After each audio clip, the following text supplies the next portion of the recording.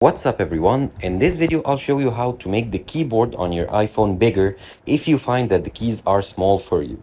So to do so, we'll go to settings. So go to home screen, go to settings, then scroll down to display and brightness.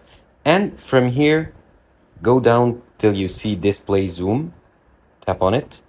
And then you want to choose larger text. It'll increase the system icons and text size, and along with it, the keyboard will be bigger.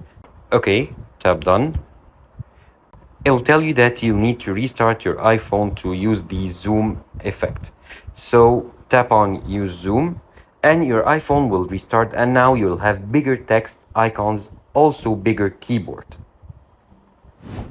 Thank you for watching this video. Subscribe to Online Success and click on the video on the screen for more help.